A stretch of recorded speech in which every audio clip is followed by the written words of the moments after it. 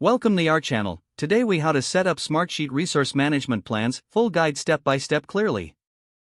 Once you've logged into your Smartsheet account, select the workspace where you want to create your resource management plan. Click on the Create button in the top left corner. From the drop-down menu, select Sheet to create a new sheet. In the pop-up window, choose Blank Sheet to start from scratch. Name your sheet appropriately, such as Resource Management Plan. Click on OK to create the sheet. Now, you'll want to set up the columns needed for your resource management plan. Start by clicking on the first column header and rename it to Resource Name. Add a second column and label it Role to specify the roles of each resource.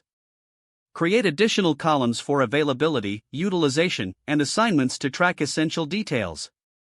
To make data entry easier, format the availability column as a date type.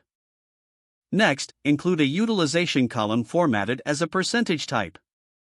You can add drop-down lists for the role column by clicking on the column header and selecting Edit Column Properties. Choose the type as drop-down and input common roles relevant to your project. Once you have set up the columns, it's time to populate your sheet with data. Enter the names of all your resources in the Resource Name column. Fill in each resource's role in the Role column. Next, define their availability by inputting relevant dates in the Availability column. Utilize the Utilization column to percentage figures that reflect each resource's allotment. As needed, specify their assignments in the Assignments column to clarify task responsibilities.